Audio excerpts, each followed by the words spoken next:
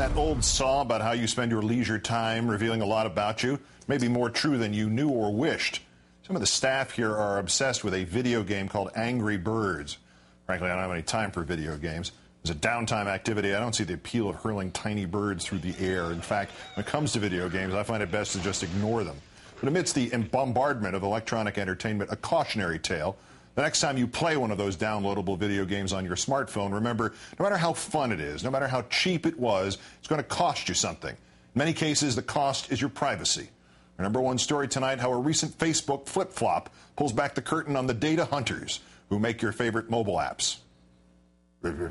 Take the massively popular Angry Birds as an example. As of last month, it has been downloaded onto mobile devices more than 50 million times. Developer Rovial Mobile claiming the game is played for more than 1 million hours each day. And that's by one guy. Here he is, Salman Rushdie, self-described Angry Birds master.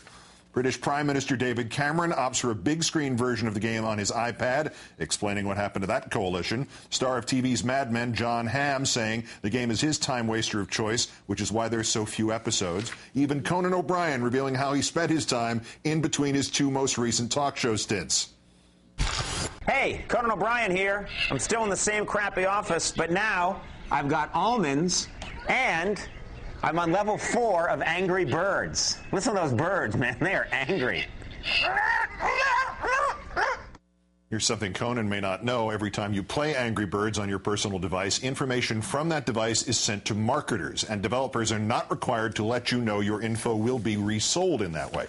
Last Friday, social networking monolith Facebook announced a new policy in which third-party developers would have access to even more private data from users, namely home addresses and phone numbers.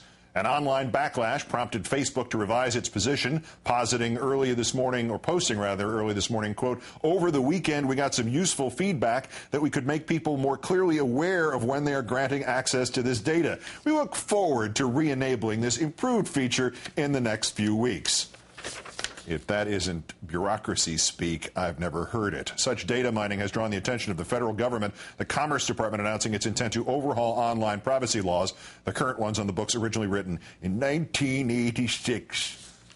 Joining me to discuss online privacy in an Angry Bird world is David Carnoy, executive editor of CNET. Thanks for some of your time tonight, sir. Thanks for having me. Well, this, I presume, explains why the Mona Lisa of mobile phone games only costs 99 cents, because you're actually paying with your privacy soul? Well, they actually had it for free on Android phones for a while, and unfortunately, there is nothing for free these days. Yeah. And when you're on the the internet on your phone, the problem is people want everything to be cheap and free, but you have to give up something to get a little bit.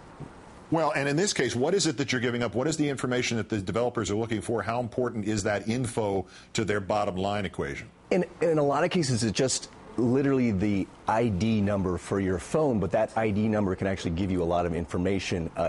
They can track how much you're playing games, which games you're downloading, and from that information they can then market to you. On top of that, the other holy grail is location-based information, so they can find out where you are, your demographics, and that allows them to better market to you as well. Now, you can't see this, but over your left shoulder, there seems to be somebody playing a living version of Angry Birds while we watch. Uh-oh. Look right behind you, and you'll see what I'm talking about. Oh, yes, yeah, okay. I see. Should we assume our personal info is being mined every time we're online? I mean, is it safe to log on to anything, anywhere? I think it just needs to be more transparent. But yes, think about it. When you use something like Gmail, they are serving contextual ads against your emails. It's totally right in your face. And with a lot of this stuff, what's happening is that people are upset that it's not a little bit more out in the open. And some of this is just little bits of information. But again, that can go a long way towards establishing your identity, not your real identity, but just where you shop, where you are, and who you are. How likely, or is it likely at all, that government is at some point going to try to step in and protect online privacy, or will companies be expected to self-regulate the way that Facebook has done in revising its policy? Well, I think there will be some new rules, but at the same time, as long as they have that disclaimer with all that little legalese, the problem is people tend not to read that. But the most important thing is that they should be aware that they're giving something up. You don't want to give up really personal information like your home address or your phone number, but I think a lot of people would be willing to play these games for free if it just was your ID of your phone and what you were doing with those games and what you're doing. That is the cost of money. Unfortunately, in this world, these companies do have to have a business model. There is a reason that Facebook is worth $55 billion.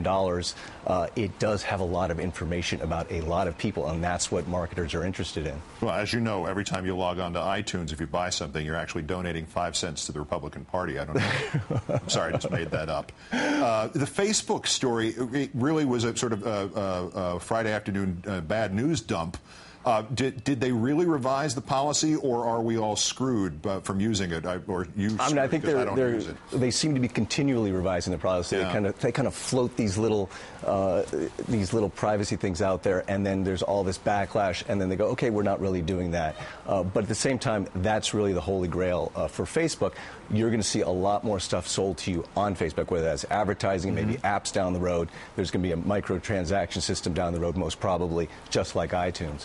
Bottom line on all this, would the public ever go for the scenario in which the game developers or the social sites like Facebook aren't allowed to take that personal information, but the apps and the games cost more than they cost now, or essentially are we being given a choice between free or nearly free goods? Well, I asked our readers at CNET whether they'd be willing to pay $1 per month for Facebook, and they were really not happy about that. They really wanted it free, so I'm not so sure that they'd be willing to trade even just a little bit of money, $1, to have their privacy. But maybe today, if it really gets a lot of publicity, that will happen.